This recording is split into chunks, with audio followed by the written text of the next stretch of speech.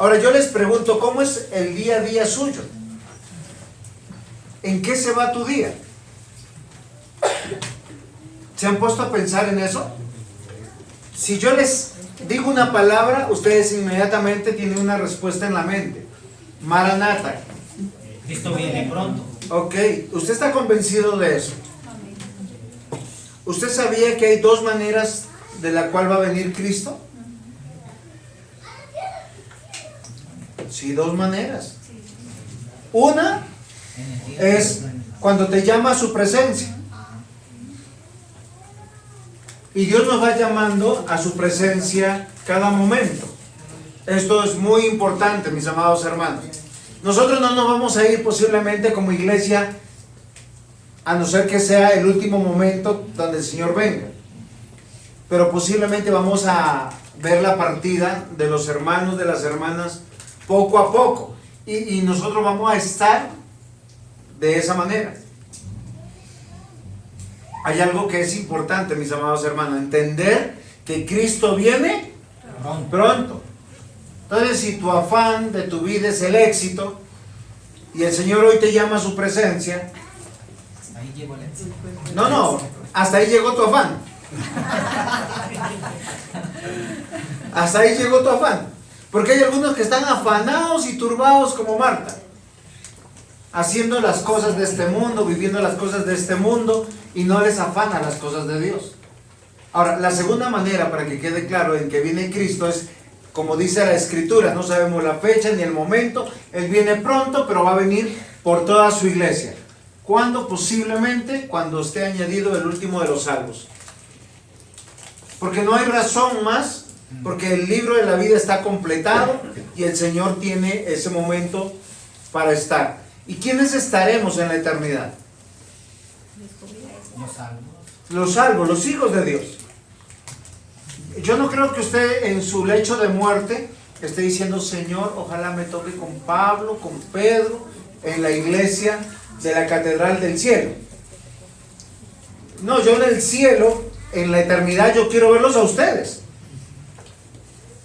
Yo quiero estar con mis hermanos. Y no estoy hablando de mis familiares. Y yo sé que cuando hay familiares míos que escuchan el culto, muchas veces me dicen que yo por qué los desprecio tanto. Yo no los desprecio. Yo oro porque ellos lleguen al Señor.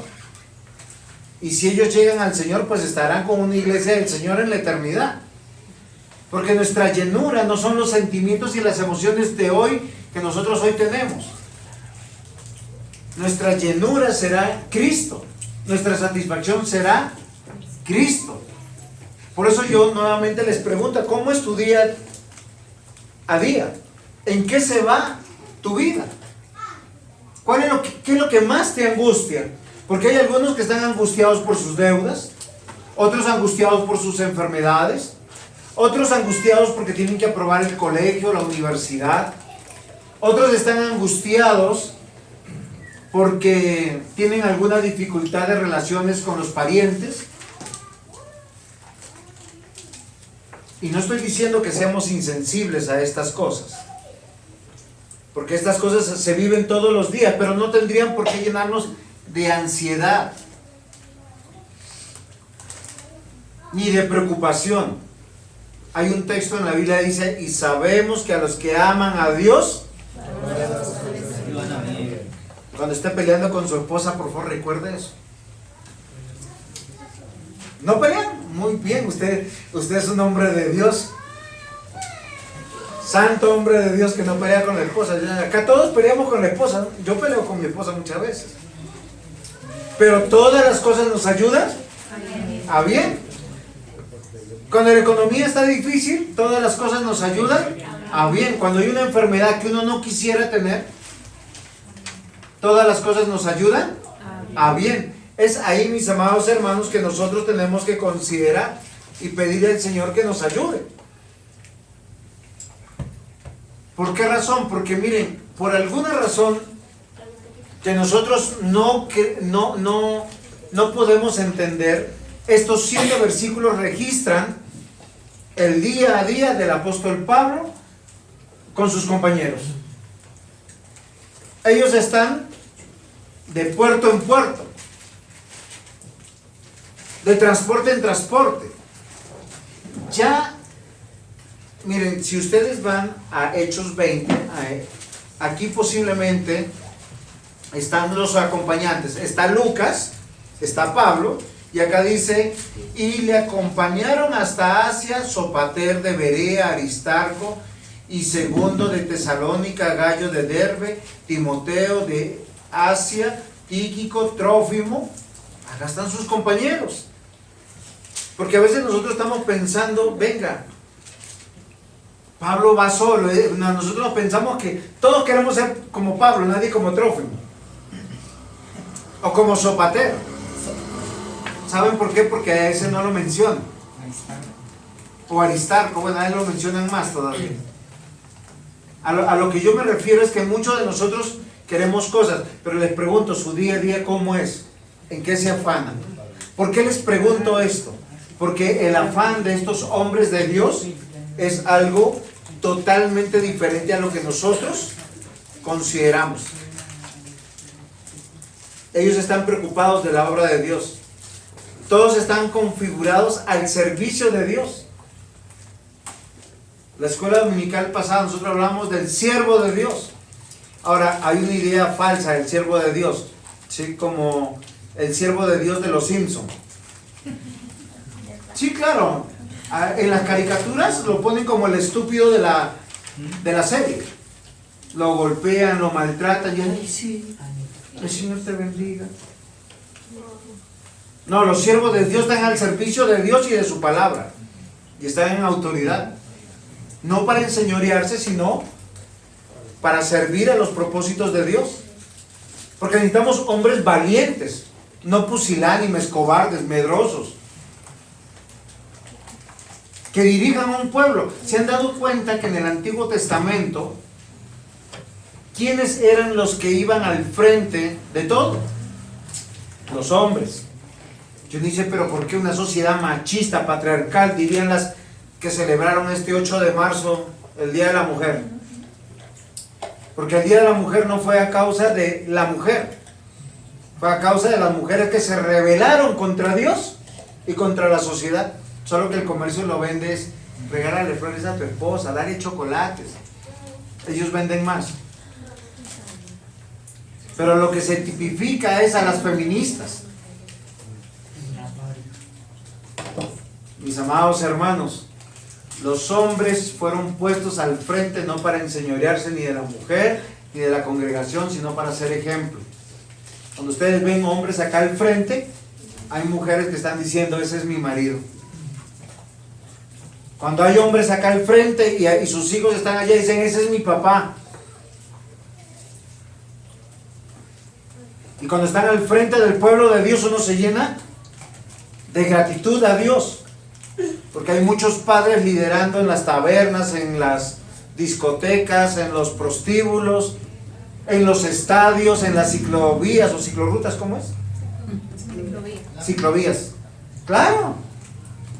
Ellos están liderando otra cosa. Yo cuánto me lleno de contentamiento cuando yo veo a mis ancianos, a mis diáconos, porque sé que esto es un trabajo en equipo y este es el día a día. Por eso el Señor dice, renueva tu mente, para que comprendas qué vale tu vida. Tu vida, tú estás en este mundo por plata, porque si estás por plata estás angustiado por tus deudas. Todos tenemos deudas, ¿o no? ¿Quién no tiene deudas aquí? Levante la mano el que esté libre de pecado. Ahora, ¿cuántos están angustiados por sus deudas? Porque yo tendría que angustiarme por mi temor a Dios. Señor, hoy no leí tu palabra. Señor, hoy no oré. Señor, hoy no me estoy comportando como un esposo cristiano, como una persona que sea luz y sal. Esa sí debería ser mi preocupación. Porque lo del mundo pasará. La tierra pasa. Preocupados porque no tienes cáncer, te vas a morir. Sí, todos nos vamos a morir de algo, mis hermanos. Obviamente yo no quisiera morirme de cáncer. Yo quisiera que el Señor me dejara morir de viejito, ver a mis nietos, bisnietos. Pero no voy a ver a mis bisnietos si mi hija se demora en tener hijos. Obvio. O sea, yo no creo que mis nietos estén de esa manera. ¿Por qué yo les estoy diciendo todo esto, mis amados hermanos? Porque Dios nos permite ver a través de estos 7 versículos el día a día de Pablo y de sus compañeros. ¿Qué es lo que les afana a ellos? Porque a veces uno dice, oiga, pastor, ¿por qué la iglesia está poquita? Y yo les pregunto, ¿a cuántos has invitado tú hoy? Que vengan a la iglesia, que te acompañen. Si comenzamos con los de la casa, inmediatamente el número aumenta.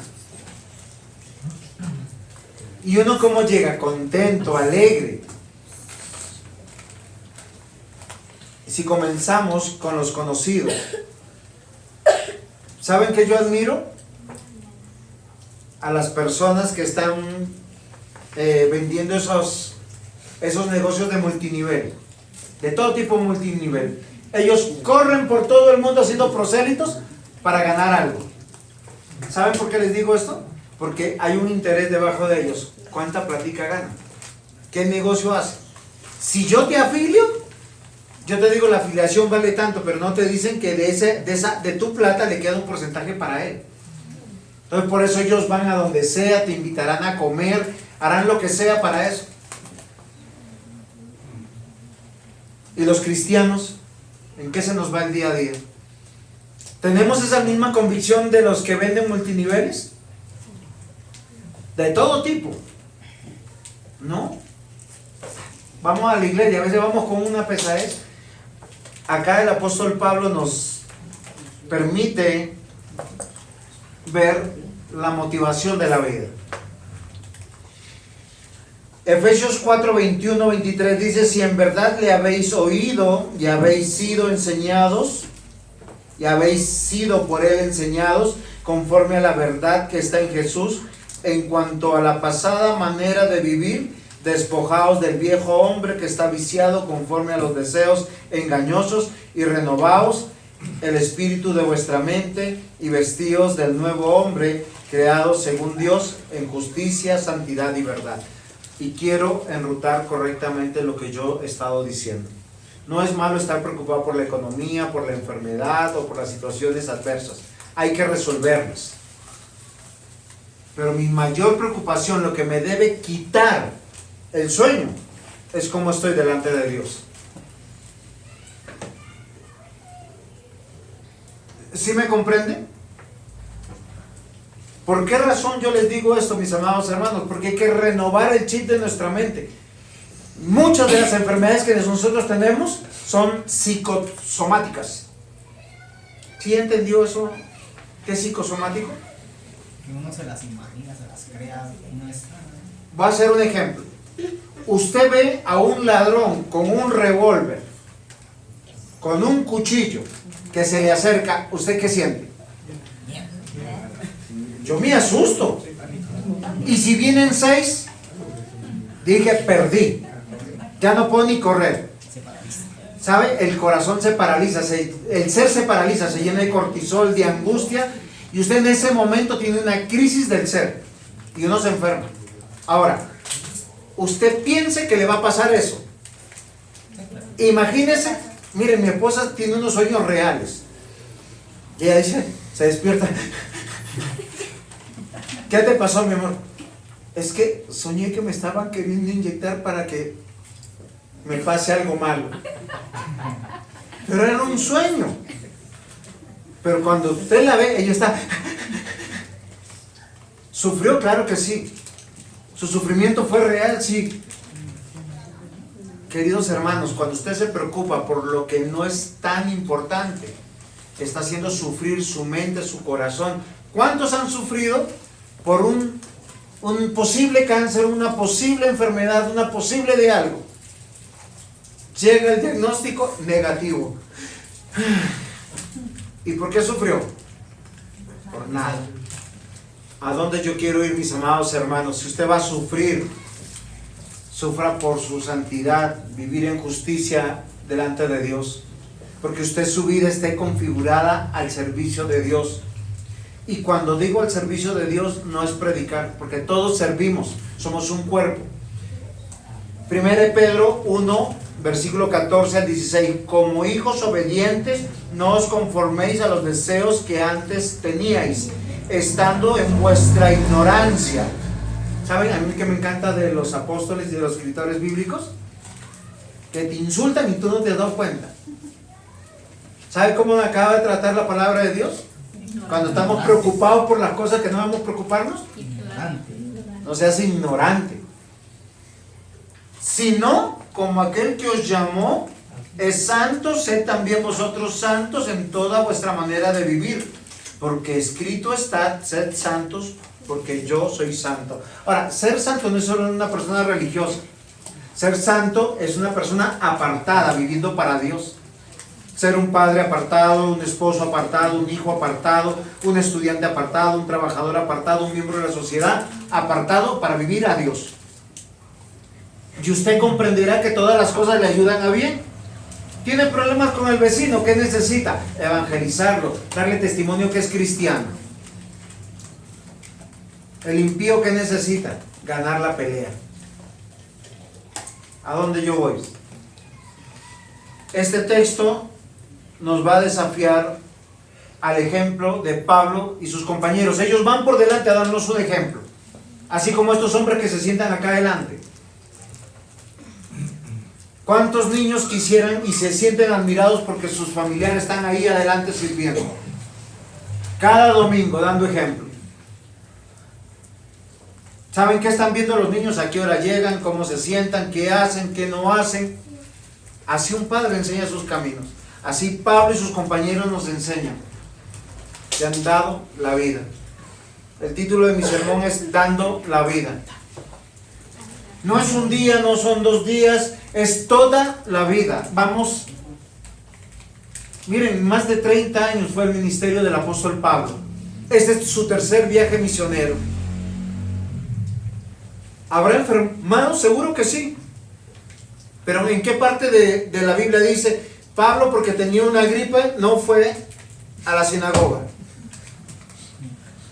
Porque le dolía el estómago, Pablo le dice a Timoteo: tómate una copita de vino y sigue adelante. Ellos no son superhombres, ni supermujeres, ni hay superniños acá. Son creyentes que aman y sirven a Dios y se ponen al frente de todos para dar ejemplo. Y vamos a ver que no eran solamente ellos. Dando la vida. Punto 1. De puerto en puerto. A mí me dio... ¿Saben por qué? ¿Por qué la Escritura, inspirada por Dios, me tiene que dar a conocer, después de separarnos de quiénes? De los ancianos de Éfeso en Mileto. Zarpamos y fuimos con rumbo directo a Cos, al día siguiente a Rodas, de allí a Patara, y hallando un barco que pasaba a Fenicia, nos embarcamos y zarpamos.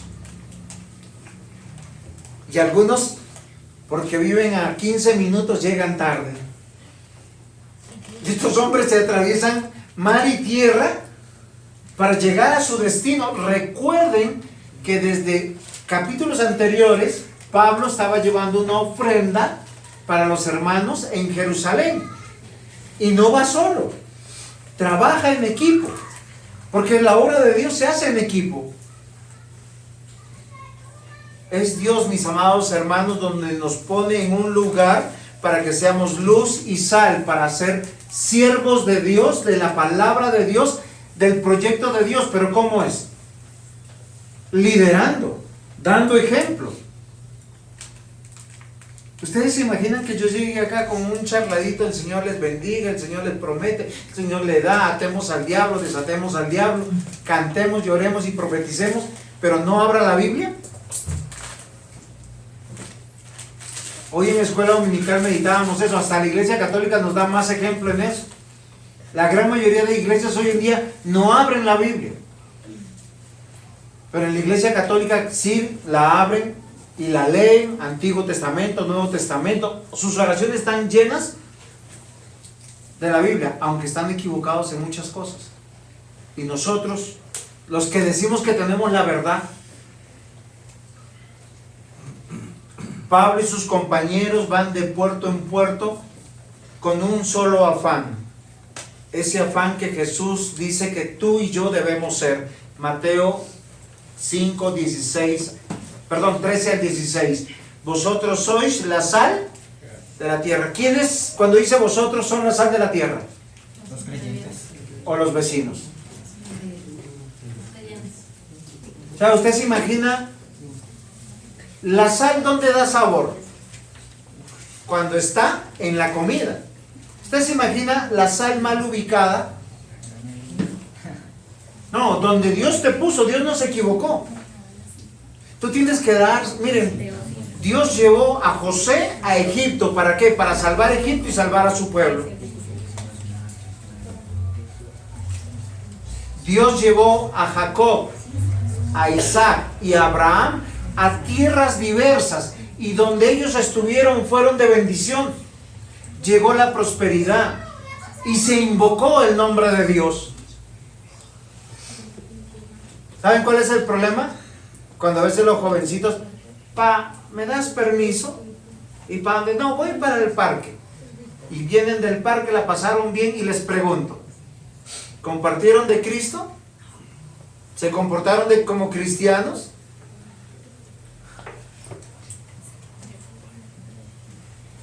Esa es nuestra razón. Jesús dijo, vosotros sois la sal de la tierra, pero si la sal se desvaneciere, ¿con qué será salada? No sirve más para nada, sino será echada fuera y hollada de los hombres. Y seguido de esta declaración del Señor Jesús dice a sus discípulos, vosotros sois la luz del mundo. Una ciudad asentada sobre un monte no se puede esconder, ni se enciende una luz y se pone debajo del almud. ¿Qué es un almud? Un cajón, un baúl, muy bien. Sino sobre el candelero, y alumbra a todos los que están en casa. El Señor Jesús dice, así alumbre vuestra luz delante de los hombres, para que vean vuestras obras y glorifiquen a vuestro Padre que está en los cielos. Yo les pregunto, sus hijos, sus familiares, ven esa luz y esa sal en usted. Llega el domingo, se levanta temprano, mis amores, vamos a irnos temprano para el culto. Lo ven escuchar una prédica, lo ven orar, lo ven leer la palabra, o lo ven angustiado y afanado por las cosas de este mundo. El Señor Jesús dijo, busca primero el reino de Dios y su justicia. No hay un solo versículo que dice, trabaja primero y si te queda tiempo, ora. Yo por eso les pregunté desde un comienzo, ¿cómo se les va el día al día? ¿Cómo? Afanados y cargados de las cosas de este mundo, ¿y qué le quedó? Miren, hay una noticia extraordinaria. No hay entierro con trasteo. Usted puede acumular casa, riqueza, cuentas bancarias, títulos, y nada de eso se llevará de este mundo. ¿Sabe qué es lo único que se llevará de este mundo? Si creyó en Cristo y vivió para Cristo, o si rechazó a Cristo y no vivió para Él.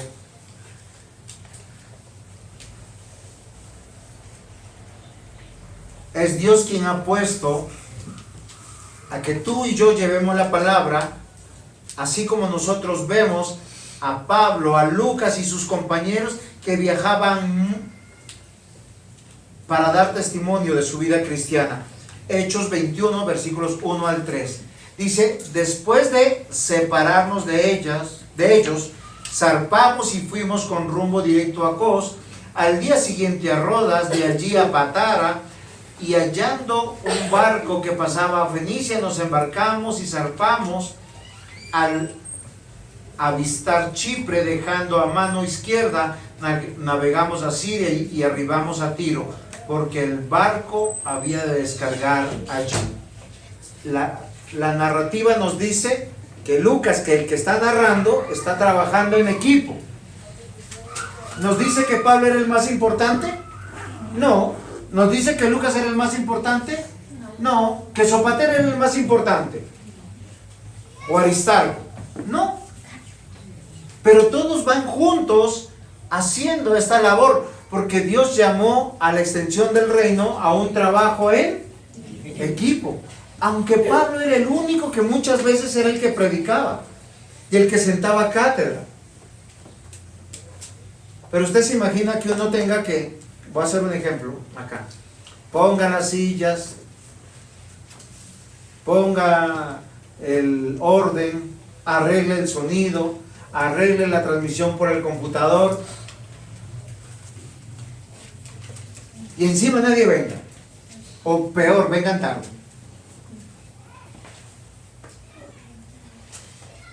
Queridos hermanos, todos estamos llevando la palabra. Es Dios quien nos ha puesto a vivir el evangelio y tenemos que vivirlo en equipo. Y Él nos va llevando con un proyecto que es el proyecto de Dios y que está desde Génesis. Que su imagen y su semejanza llene toda la tierra, como sal y como luz. ¿Cuántos bombillos hay en esta casa? En este lugar. 2 ahorita. ¿Es suficiente para alumbrarnos? Sí. Usted en su trabajo es un bombillo. Usted en su universidad. Usted en la ciudad donde Dios lo ha puesto. Es un bombillo, espero que no quemado. Sino dando suficiente luz, la luz de Cristo. Recuerden que el mismo Señor Jesús dijo, vosotros sois la luz del mundo. Pero Él dijo, yo soy la luz. Es el carácter de Cristo. Cuando Él dijo, yo soy el camino, la verdad y la vida, no es que Él es el camino, o sea que el que pisamos. Él es nuestro ejemplo. Él se hizo hombre y nos dijo, la vida cristiana es posible vivirla. Y Él no fue un hombre religioso. Fue un hombre que fue a bodas, que viajó, un hombre que iba a las fiestas religiosas, que se congregaba, que leía la palabra, que visitaba a sus amigos, que visitaba a los necesitados. No fue un hombre indolente, fue hijo, fue hermano, fue un maestro para nosotros, dando la vida de puerto en puerto, y este es el tercer viaje misionero de Pablo. Y nosotros posiblemente no vamos de ciudad en ciudad, pero debemos reconocer en nuestra vida que tenemos la oportunidad de ser luz y sal en un solo día, a veces en varios lugares al mismo tiempo. Si tú vas en Transmilenio, eres luz y sal.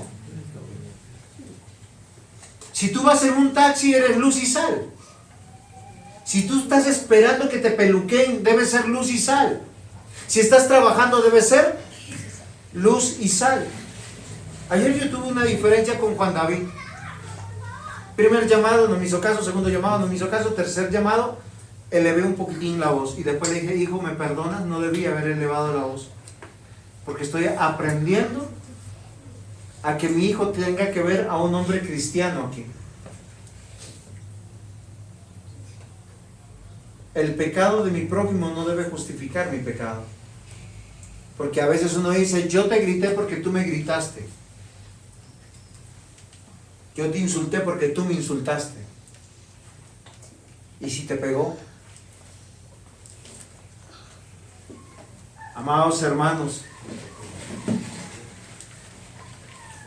todo siervo de Dios aprende que la obra de Dios es un trabajo en equipo. Y estamos al servicio de Dios para ser esos líderes, dejando la huella de... Yo no sé si acá cuántas esposas se sienten felices y contentas de que su esposo esté sirviendo al frente, así sea para una oración. ¿Usted no?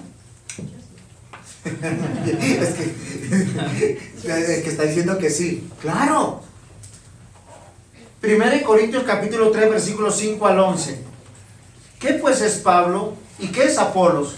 Servidores por medio de los cuales habéis creído. Y eso según lo que a cada uno concedió el Señor. Número 1, las iglesias tienen una pluralidad de líderes que están enseñando a servir a Dios. Por eso ellos están al frente. No es machismo, no es un asunto de jerarquía, no es un asunto de enseñoramiento, es un asunto del diseño de Dios. Yo planté, Apolo regó, pero el crecimiento lo ha dado Dios. Oiga, Pablo nos enseña, él predicó, Apolos también. ¿Quién es el que da el crecimiento? Dios. ¿Quién puede decir, esta iglesia es mía? Esta obra es mía? Porque yo he escuchado eso. Es que esta es mi iglesia. O ayer un hermanito me decía, es que yo nunca visito a nadie que no sea de mi iglesia.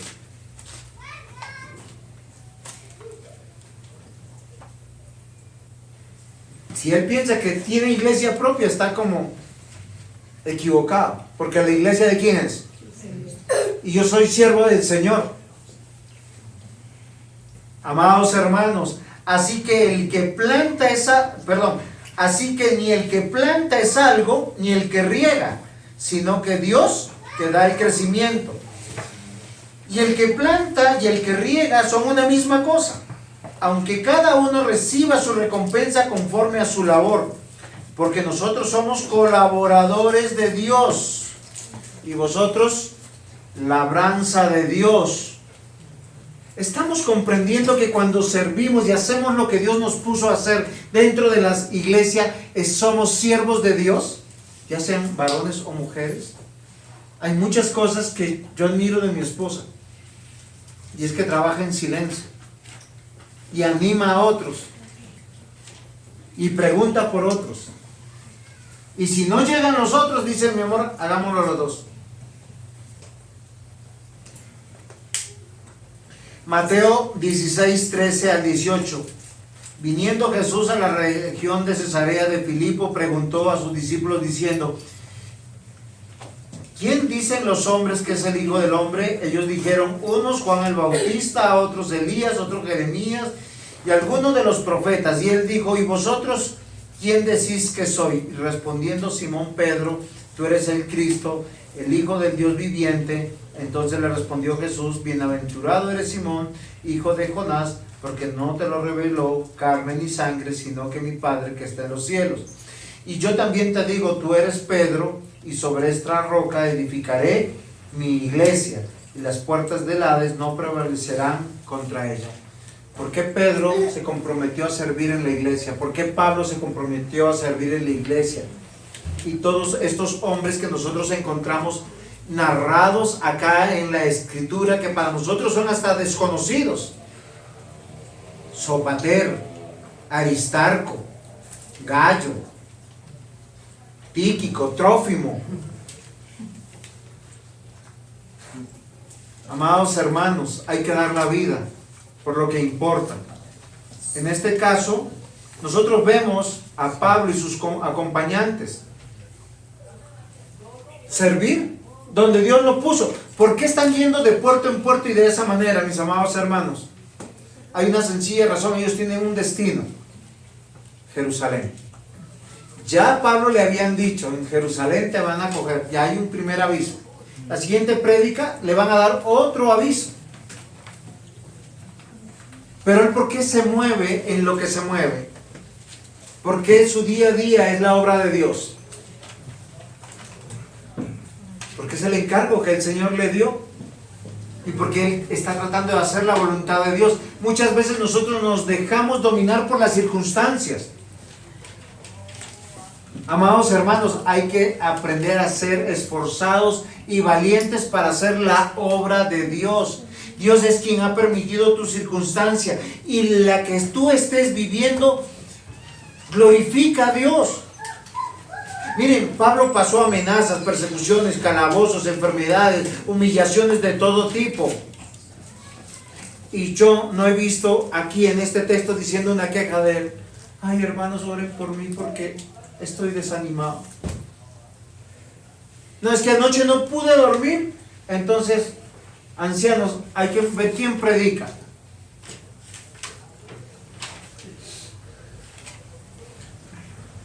Es Dios quien está con nosotros y nos lleva de la mano perseverando en nuestra vida.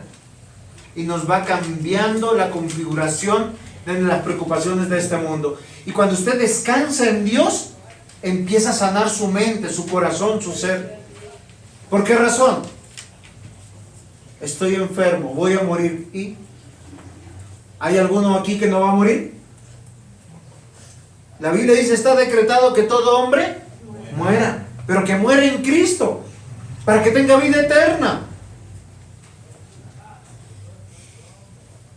Lázaro murió pobre. En la parábola él lleno de llagas. comía de la mesa del rico. ¿Y el rico para dónde fue? ¿Y Lázaro para dónde fue? Hay solo dos destinos, mis amados hermanos, que nos debe preocupar. Hoy siéntanse contentos, llenos de alegría, de entusiasmo, de servir y escuchar la palabra de Dios, que los anima para que sigan adelante, para que sepan que el todo de la vida no es el comer, el tener dinero, trabajo, estudio, y si lo vas a tener, que sea para extender el reino de Dios. 1 Corintios 3, 16, 17 dice, ¿no sabéis que sois templo del Espíritu de Dios y que el Espíritu de Dios mora en vosotros? Si alguno destruye el templo de Dios, Dios le destruirá a él, porque el templo de Dios, el cual sois vosotros, santo es. Gálatas 6:10, así que según tengamos oportunidad, hagamos bien a todos, mayormente a los de la familia, de la fe. Ahí dice, si yo tengo que escoger entre quién voy a hacer el bien, y yo le voy a decir por qué, porque Dios me amó a mí, te amó a ti, y si te amó a ti, me amó a mí, y contigo y conmigo estaremos en el reino de Dios. ¿Queremos que los demás lleguen? Tenemos que decirle, venga, esta es nuestra familia, esta es nuestra fiesta. Es aquí donde nos reunimos, nos encontramos. Porque lo que hoy hacemos domingo, lo celebraremos por la eternidad.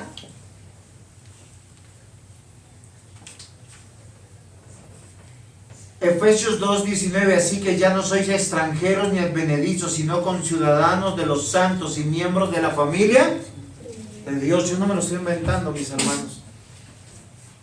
Cuán triste es cuando unas personas tienen tiempo, recursos para estar en el trabajo o en el estudio, o en el trabajo y en el estudio, y no estar en la iglesia con sus hermanos en Cristo.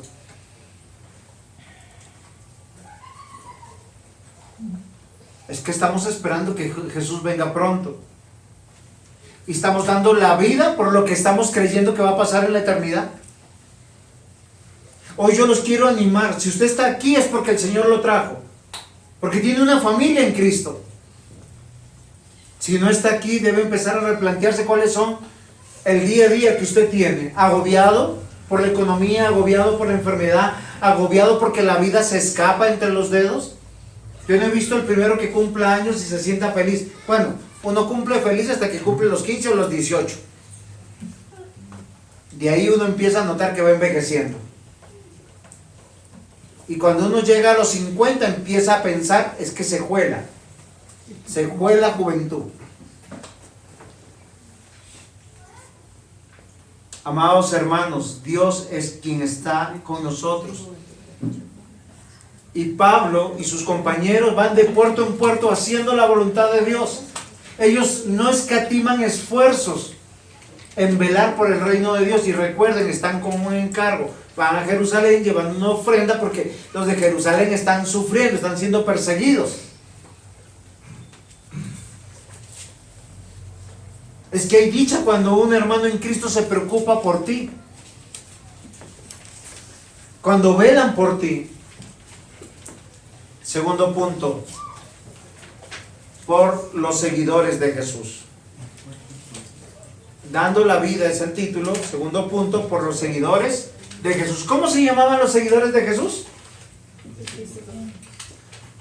En este primer siglo tuvieron varios nombres. Los llamaron los del libro, porque siempre leían la palabra de Dios y no el Nuevo Testamento. sino del Antiguo Testamento. Del camino. Los del camino, pero también los llamaron cristianos. Y miren, y es muy interesante que en este pasaje Pablo y sus compañeros se encuentren con miembros de la familia de Dios, quienes los reciben, los saludan, se entusiasman. Ahora, ¿el cristianismo era popular? En esta época era popular, como hoy en día. Hoy usted sabe y encuentra cristianos de todo tipo. De hecho, el cristianismo está de moda. Pero en este tiempo no. ¿Saben qué me llama la atención de estos pasajes? Que ellos llegan a cada lugar y siempre se encontraban con cristianos. A veces nuestros hijos, ¿y por qué no tienes otros amigos? Es que no hay cristianos. No, es que al cristiano le hacen el feo. Al cristiano a veces no se le acercan. Tienen 40 compañeros en el aula y prefieren al pagano que al cristiano. Y es una contradicción. Si vas a dar la vida por los creyentes. O peor, a veces es con el que te peleas en el salón o en el trabajo, con el que compites.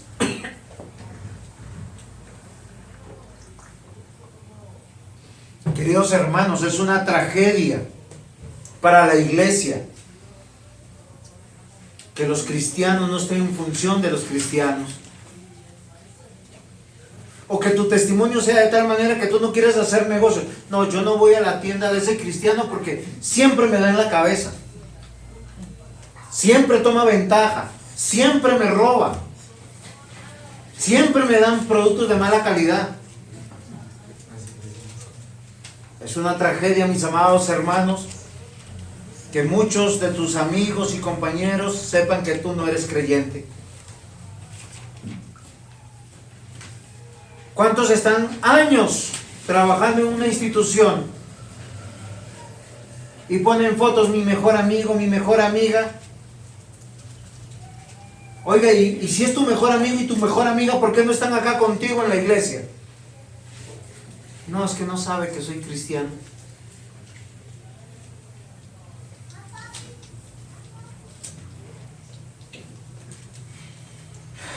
Hechos 21, versículo 4 dice: y hallados los discípulos, nos quedamos allí 7 días.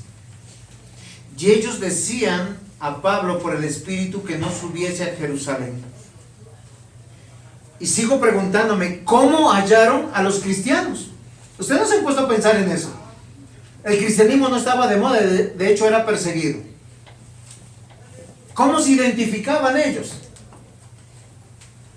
Es sencillo, porque el que habla en el lenguaje de la fe y navega en los principios de la fe, fácilmente se entiende y siente como que, oiga, qué chévere conocerte. Yo me acuerdo que así lo conocía el presbítero Rafael, el presbítero Luis. Fue una sola impresión. Y uno se siente como en casa, como en familia. Yo me acuerdo el primer día que yo conocí al presbítero Rafael, él me ofreció su carro, un carrito rojo que tenía. Me dice, si quieres, lléveselo. Y luego me lo paga. ¿Sí fue así, presbítero o no? Y estábamos en la casa de un hermano.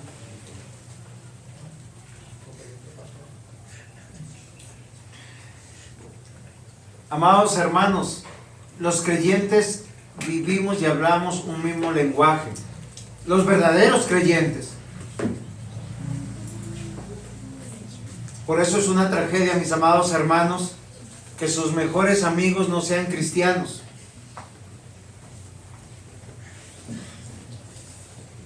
O peor, que estemos pensando en yugo desigual. Porque mientras que tú quieras tener hijos para la gloria de Dios, el otro va a querer para su honra y gloria.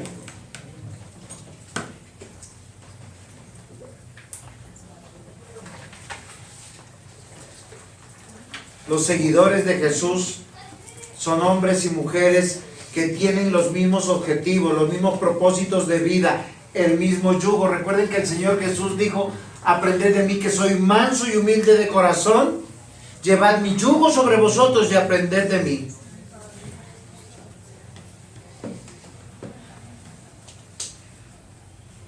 ¿De qué sirve que te reconozcan de ser un buen trabajador, una buena persona, un buen estudiante, un buen ciudadano, un buen vecino, si no ven a Cristo en ti?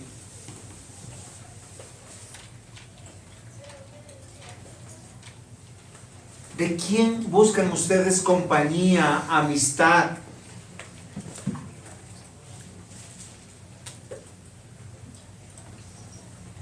Es que no es difícil conseguir hoy amigos y hermanos cristianos. Hoy en día, el 2023, están por doquier. 2024, sí, perdón, gracias, este cerebro mío.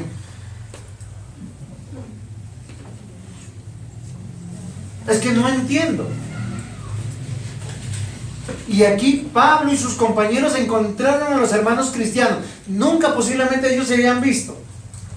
Se reconocieron por el lenguaje, por sus propósitos, por sus motivos, por los libros o los rollos que cargaban.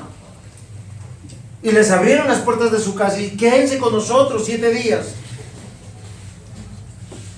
Porque en Cristo, mis amados hermanos, somos compañeros, somos colaboradores de Dios. Dios no nos ha dejado solitos. Usted no puede decir: es que yo soy cristiano, pero es que no me congrego en ningún lado. En Filemón, la carta a Filemón, capítulo 1, bueno, no tiene 2 capítulos, versículos 23 y 24, dice: te saludan Epafras, mi compañero de prisiones por Cristo Jesús, Marco, Aristarco, Demas y Lucas, mis colaboradores. ¿A quién le está escribiendo? A un hombre esclavista que era miembro de la iglesia. Filemón era un esclavista. Y le mandó la carta con su esclavo, con Onésimo.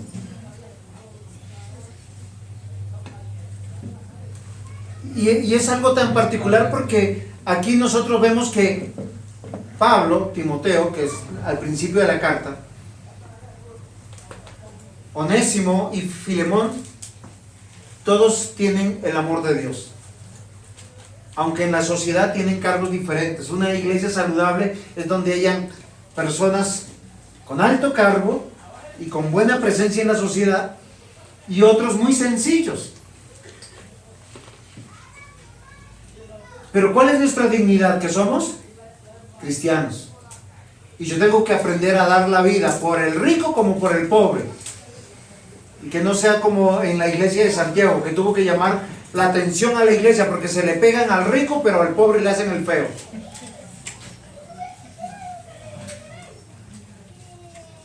Es que Dios nos dio una familia para ser asistidos o para asistir. Estoy por viajar a México y me va a recibir familia en Cristo, en su casa. ¿Los conozco? No, nunca los he visto. Si acaso en foto o en video. Pero es mi familia en Cristo. Y miren, no es la primera vez. Yo viajé al Brasil en el 2014, si no me equivoco. Estuve 10 días allá. Estuve en casas de personas que no conocía, de que no son mi familia y que no hablaban ni mi idioma. Pero eran hermanos en Cristo, con las puertas abiertas, como hermanos en la fe. Donde ellos manifestaron su hospitalidad, su generosidad, su amor cristiano. Nos trataron como reyes. Los que tenían poco nos daban poco, los que tenían mucho nos daban mucho. Es así como funciona la fe, mis amados hermanos. Por eso yo les digo, den la vida por los cristianos. Porque cuando nosotros obramos en favor de los creyentes, le estamos diciendo al mundo que somos diferentes. Hechos 21, versículos 4 y 5. Y hallados los discípulos, nos quedamos allí 7 días. Y ellos decían a Pablo por el Espíritu que no subiera a Jerusalén. Versículo 5. Cumplido aquellos días, los 7 días, salimos acompañándonos todos con sus mujeres e hijos hasta fuera de la ciudad, y puestos de rodillas en la playa, oramos. Miren, muy pocos versículos nos dicen que los cristianos están acompañados de sus mujeres y sus hijos. El plural es a causa que hay muchos esposos. Entonces hay muchas mujeres o esposas. No es que un esposo tenga varias esposas. ¿Sí es comprensible lo que voy diciendo? Y todos tenían con sus hijos. ¿Qué testimonio para ellos? O sea, solo piensen estos hermanos diciendo: venga, mire, está Pablo, está Lucas, están sus compañeros, las esposas, los hijos, todos viendo este ejemplo. Hechos 12:12. Y habiendo considerado, llegó a casa de María, la madre de Juan, el que tenía por sobrenombre Marcos, donde muchos estaban reunidos orando. ¿Tu casa a quién le abres? ¿Dónde inviertes tus recursos? ¿Dónde tú dices yo pago la cuenta? ¿Con tus hermanos en Cristo? Porque a veces yo veo lo contrario. Con los hermanos en Cristo es la limosna, y con los impíos la casa por la ventana. Colosenses 4, 10, 11. Aristarco, mi compañero de prisión, os saluda, y Marcos, el sobrino de Bernabé, acerca del cual habéis recibido mandamientos. Si fuere a vosotros, recibidle. Y Jesús, llamado Justo, que son los únicos de la circuncisión que me ayudan en el reino de Dios y han sido para mí consuelo. Romanos 16, 7. Saludad a Andrónico y a Junías, mis parientes y mis compañeros de prisiones, los cuales son muy estimados entre los apóstoles y que también fueron antes de mí en Cristo. ¿Cómo no dar la vida por los que están haciendo la obra de Dios? Saben, yo le pregunté a la persona que me va a recibir: ¿y yo qué llevo? Y me dijo: nada. Es que voy a estar 10 días. O me consigue un lugar donde yo dormir y yo pagar. Que no, que yo me quede en su casa. ¿Me conoce? No. ¿Conoce a mi esposa? No. ¿Esa es su vida? Dando la vida, punto 3, por la iglesia. Miren, solo piensen en algo, de puerto en puerto, por los seguidores de Jesús.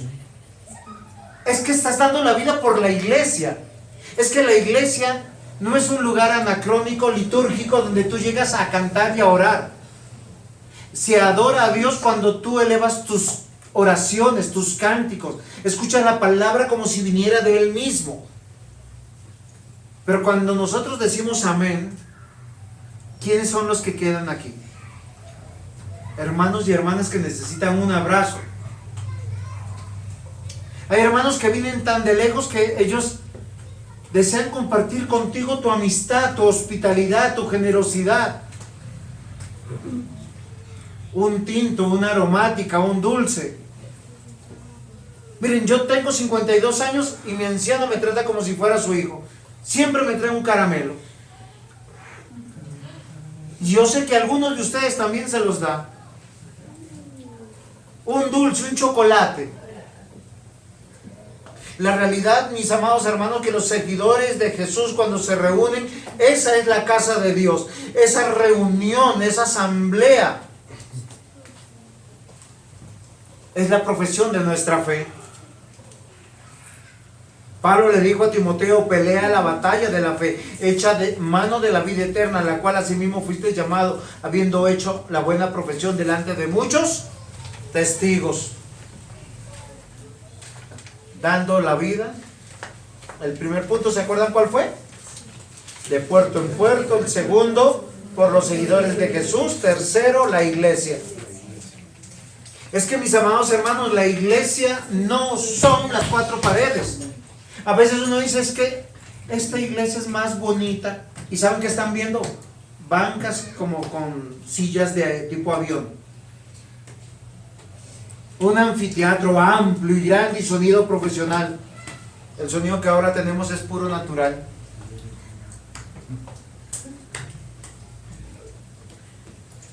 La iglesia somos nosotros, las personas. Y cuando usted adora a Dios, también tiene que relacionarse con las personas.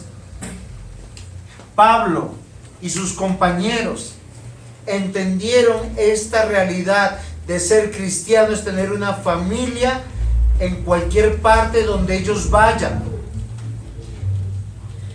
Y esto me parece interesante. Ellos abren las puertas de su corazón, de su casa, y son felices de tener compañerismo, comunión con ellos.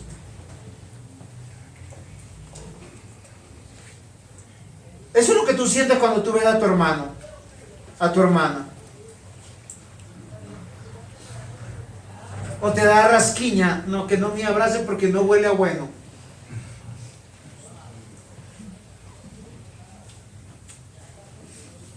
Hechos 21, versículos 6 y 7 dice: y abrazándonos los unos a los otros subimos al barco, y ellos se volvieron a sus casas, y nosotros completamos la navegación saliendo de Tiro, arribando a Tolemaida, y habiendo saludado a los hermanos nos quedamos con ellos un día. ¿Saben qué refleja que ellos tienen comunión? Es que la comunión no nace en el espíritu litúrgico. Porque si yo llego con las justas para orar, para cantar, para la predicación, dar mi ofrenda, dicen amén y me voy, ¿a qué momento tú expresaste tu amor cristiano por tu prójimo? Es que no vinimos solamente a hacer funciones. Desafortunadamente, mis amados hermanos, hoy en día los hijos de Dios no buscan relacionarse con los hijos de Dios, sino con quienes a veces le da la dignidad y cubren sus propios intereses. Yo les ruego, mis amados hermanos, que consideren en tener comunión unos con otros. Ahí está la santificación.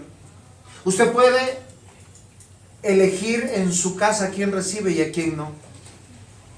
Haga cuentas. Estamos 2024, ¿cierto? Estamos enero, febrero, 2 meses ya han pasado. Marzo, 10 de marzo. O sea, 2 meses y 10 días. ¿Con cuántos hermanos has abierto la iglesia para orar, para compartir, para estrechar ánimo?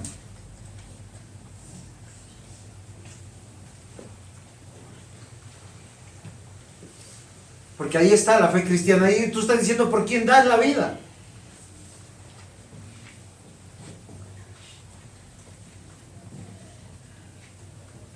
Los ancianos tienen un dicho, dicen, hay gente que gasta pólvora en gallinazo. ¿Ustedes saben qué significaba eso? No, es que antiguamente se cazaba. Iban con su escopeta, ponían su pólvora, su perdigón, buscaban, apuntaban. Y si usted mataba un gallinazo, ¿para qué? El gallinazo no se come, el gallinazo... Así muchos gastan sus recursos, su vida en personas, porque uno sabe, no, es que lo estoy evangelizando, llevas 10 años evangelizándolo, no va a llegar. Pero sigue reuniéndote para todo con ellos. Pastor, algún día. Sí, pero acá lo que dice que el énfasis es la familia de Dios con los que tienes que tener comunión, compañerismo, trabajo en equipo. Hechos 4, 32, 37, y la multitud de los que habían creído eran de un corazón y un alma. En Hechos 4 la gran mayoría no se conocían. Y ninguno decía ser suyo propio nada de lo que poseía, sino que tenían todas las cosas en común. Y con gran poder Los apóstoles daban testimonio de la resurrección del Señor Jesús y abundante gracia era sobre ellos. Así que no había entre ellos ningún necesitado, porque todo lo que poseían, heredades, casas, las vendían y las traían a precio de lo vendido, y lo ponían a los pies de los apóstoles, y se repartían cada uno según su necesidad. Entonces José, a quien los apóstoles pusieron por sobrenombre Bernabé, que traducido es hijo de consolación, levita natural de Chipre, como tenía una heredad, la vendió y la trajo el precio y lo puso a los pies de los apóstoles. Yo quiero que aprendamos algo de ellos. Somos nosotros administradores. Estamos en tiempos donde Dios nos ha bendecido a todos nosotros. Si nosotros nos preocupamos justamente los unos por los otros, no estoy hablando de regalar, porque una necesidad se cubre en el momento. ¿Alguien tiene una urgencia médica de verdad, como la que posiblemente tuve con Raquel? Miren, yo recibí ofrendas de muchos hermanos, que me sirvió para parqueaderos, para comida. Hay cosas que ni siquiera yo podía imaginarme. Otros oraban, otros me visitaron. Un hermano llegó, y él sabe, y no voy a decir su nombre. Un día, yo no había comido absolutamente nada ese día, ni el día anterior. Y él me dijo: pastor, mi esposa le mandó esto, y se lo tiene que comer. Y me dio como si fuera un bebé. Y yo comí. De eso se trata esto. Hoy, mis amados hermanos, yo quiero que consideren, somos miembros de una iglesia. Eso no es litúrgicamente, es para vivirla, es para cohabitar juntos, para buscar la comunión, el compañerismo, la hermandad. No será con todos, pero Dios nos da una vida real, vívida, para dar la vida los unos por los otros. Hoy posiblemente es el primer día que uno tiene que decir: yo llego temprano para servir. Y no es para hacer cosas, a veces es un abrazo. ¿A cuántos de ustedes los abrazan en las casas? A veces ni la esposa ni los hijos le dan un abrazo. Pero uno llega a la iglesia y lo abrazan muchos. A veces uno está toda la semana en la casa y nunca le dicen: ¿cómo estás? ¿Estás bien? ¿Cómo te ha ido? No, hay que pagar esto, hay que hacer lo otro, y el niño y la niña, y esto, y corre, y vaya, y maneje, y vamos. Es que en la iglesia recibimos más que la palabra de Dios, y más que la presencia de Dios, es el amor de Dios a través de personas. Y damos la vida por ellos. Y yo me imagino a Pablo y sus compañeros salir fortalecidos. Fueron hospedados, fueron escuchados, fueron también posiblemente alimentados, durmieron, y ahora se van fortalecidos en el barco en dirección a Jerusalén.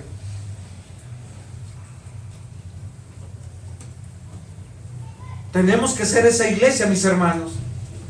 Es que la fe no es una fe, ayúdenme con una palabra, porque esa fe teológica, no racional. Yo creo en Dios y la salvación no se pierde, pero sin fruto en el alma, en el corazón, esa fe es una fe muerta. La fe muerta no da fruto, porque el fruto es el del Espíritu Santo. Y el primer aspecto del fruto del Espíritu Santo, ¿cuál es? El amor. Yo me doy a los demás. Tienes un vecino, un amigo cristiano en el colegio, en la universidad, en el trabajo, que sea tu prioridad. Sí, Juan David me está escuchando. Eres tu prioridad, no los demás. Ser miembro de una iglesia no es solamente litúrgica. La palabra nos enseña que es cohabitar, experimentar una vida en medio del obrar del Espíritu Santo en toda la vida mortal. Amén. Pongámonos en pie, vamos a dar gracias a nuestro Dios.